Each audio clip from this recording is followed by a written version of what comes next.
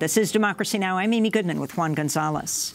Well, Hurricane Dorian is continuing to wreak havoc in the Bahamas, where massive storms and flooding killed at least 5 people and left many more stranded on the Grand Bahama and Abaco Islands over the weekend.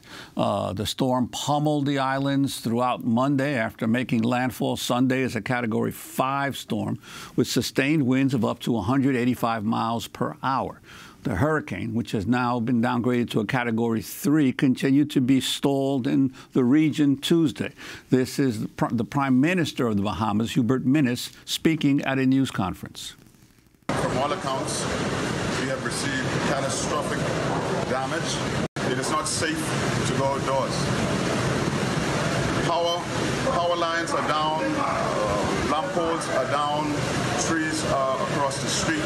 It is very dangerous to be outdoors. Hurricane Dorian is the second strongest storm ever measured in the Atlantic. It's tied for the most powerful Atlantic hurricane ever to make landfall. It's expected to continue a destructive path toward Florida, then on to Georgia and South Carolina. Made landfall as a Category 5 storm, but President Trump claimed over the weekend he'd never heard of Category 5. We don't even know what's coming at us. All we know is it's possibly the biggest. I'm not sure that I've ever even heard of a Category 5. I knew it existed, and I've seen some Category 4s. You don't even see them that much, but a Category 5 is something that I don't know that I've ever even heard the term, other than I know it's there. That's the ultimate, and that's what we have, unfortunately. The U.S. has been threatened by 4 Category 5 storms during Trump's presidency. He also denied knowing what a Category 5 storm was in 2017 when Hurricane Irma struck Florida and in 2018 when Hurricane Michael hit Florida. This is the 4th year in a row Category 5 storm in the Atlantic, and climate studies suggest this trend will only worsen over time with the climate crisis. Trump also caused confusion Sunday by falsely suggesting Alabama would be hit by Hurricane Dorian.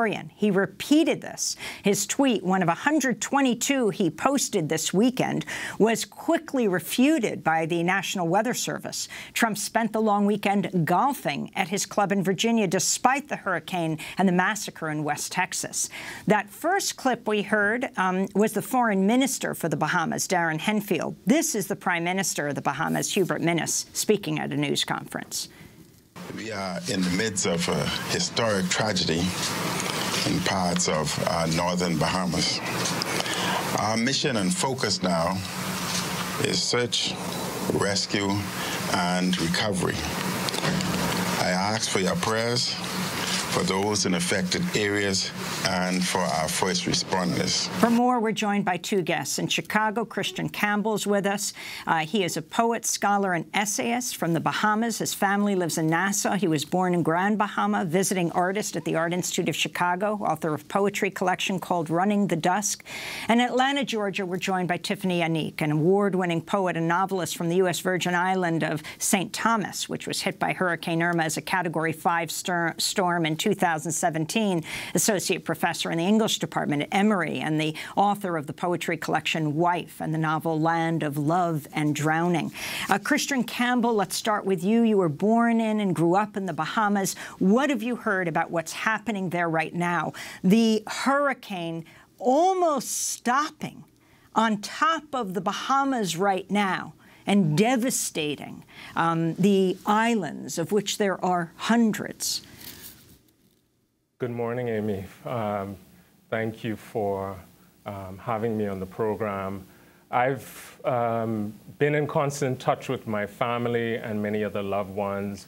As you know, the hurricane has demolished Abaco and is now hovering over Grand Bahama, where I was born. So what's happening now are many Bahamians online are trying to contact loved ones, are reaching out through Facebook and Twitter because many phones are down, and trying to identify loved ones and find ways to support and evacuate.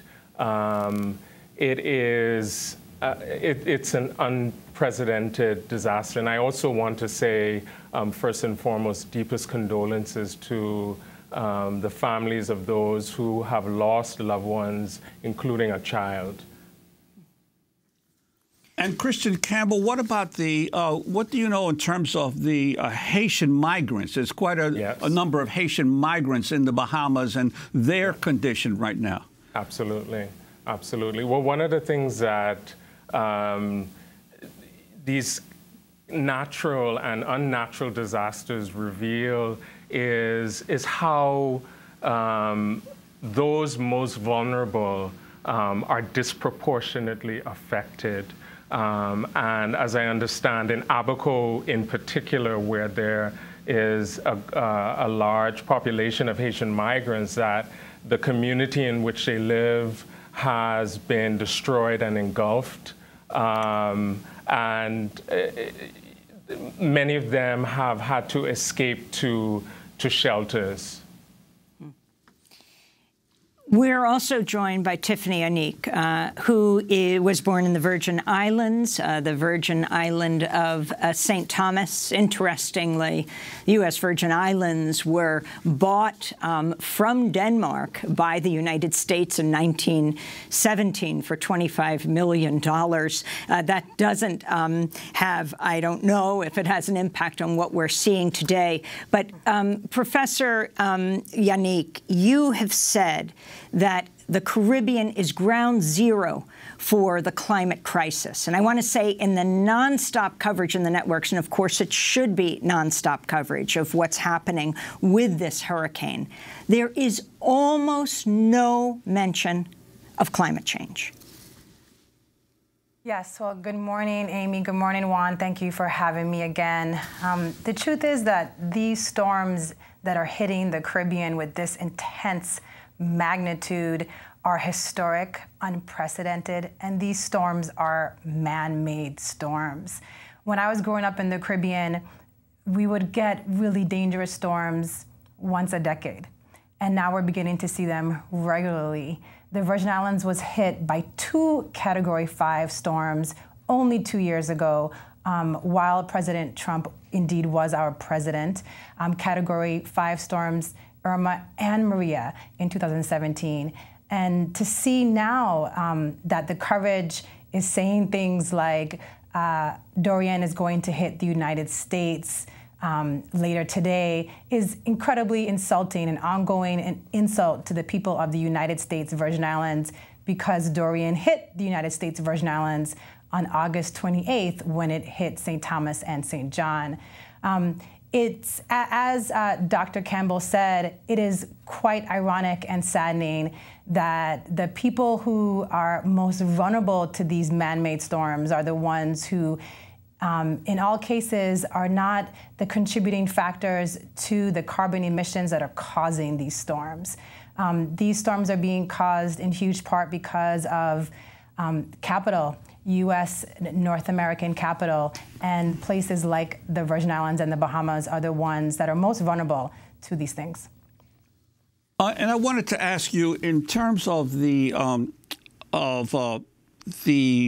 potential impact, because we're at the beginning of hurricane season for the Caribbean, what the Caribbean is facing. Now, clearly, we're talking about one of the most powerful storms recorded in Atlantic history, but the actual recording of hurricane speeds didn't begin until the 1960s. So we really don't know, comparison to what happened in the early 20th century, the late 19th century, how these storms compare. But there's no doubt that there have been increasing numbers of ever more powerful storms. Your sense as the Caribbean braces for another hurricane season, what folks are thinking about there? The truth is, writers from the Caribbean, such as myself, Edwige Dantica, Tobias Buckell, Dr. Campbell himself, are writing about the importance of us paying attention to these storms and how the Caribbean, all our islands, are incredibly vulnerable. We are looking at a Category 1 storm hitting the U.S. Virgin Islands in August 28th. Hurricane season goes until November 30th, and September is our most dangerous month, and September has only just begun.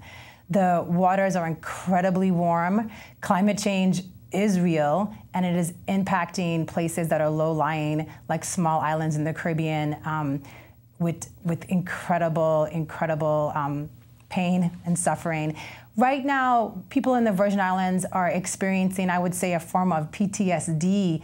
When we were told that the storms were going to hit the Virgin Islands, we were told that this storm, Dorian, was going to be really not much, maybe wouldn't even make it to a Category 1 storm. And it hit the Virgin Islands as a direct hit as a Category 1. We were not prepared. Nobody was boarding up their windows. I was on the phone with friends and family at the time, and people were saying, the storm is fine. But then by the end of the conversation, maybe just 20 minutes into our conversation, people were saying, well, the leaves are off the trees now. I have to go and board up my house. We weren't prepared. And we are still actually suffering from the storms that hit in 2017.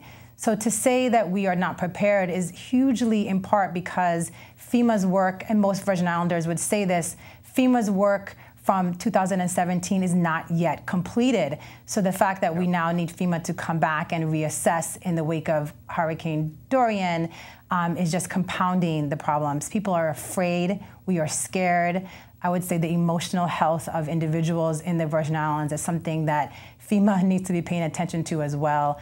We are still suffering from 2 years ago. So to be facing a hurricane season that is still 3 months left to go is incredibly distressing.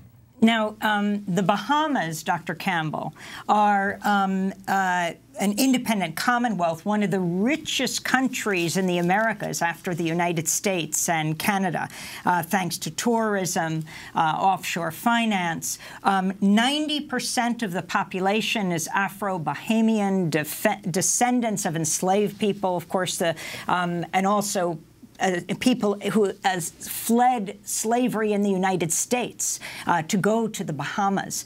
Can you describe your country and what you think needs to happen right now?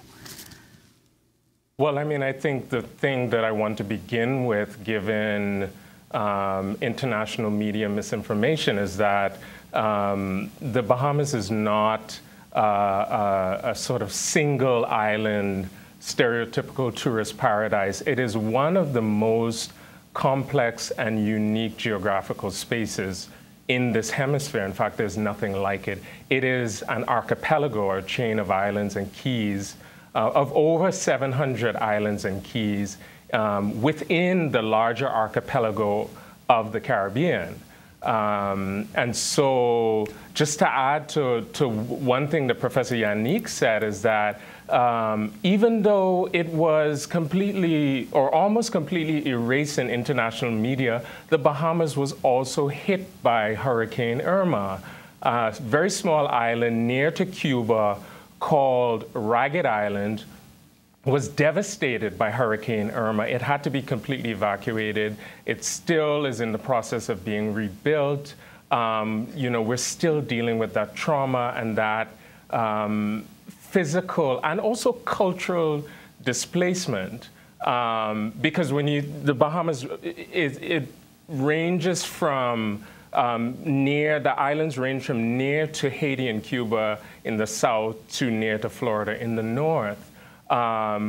So in terms of the geography, where my family is, for instance, in Nassau, we're extremely fortunate that they were spared.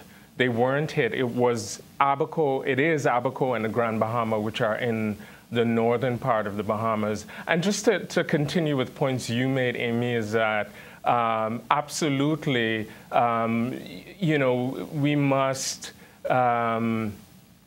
take what you say about the Bahamas as one of the richest countries in the region. The tourism industry, which is the main source, economic source, is extremely fragile and extremely precarious industry. And also that the Bahamas, like the rest of the Caribbean, is extremely vulnerable, also due to the ongoing legacy of colonialism, the legacy of slavery and indenture that's sort of manifested in systemic global exploitation and local corruption as well. Well, we're going to have to leave it there now, but of course we'll continue to follow this. We want to thank you, Dr. Christian Campbell, Bahamian poet, scholar, and essayist. His family lives in Nassau, born in Grand Bahama, visiting artist at the Art Institute of Chicago. And thank you to Professor Tiphanie Yanique, award-winning poet and novelist from the U.S. Virgin Island of St. Thomas, which was hit by Hurricane Irma as a Category 5 storm in 2017. When we come back, we go to Hong Kong as the mass protests against China enter their 4th month. Stay with us.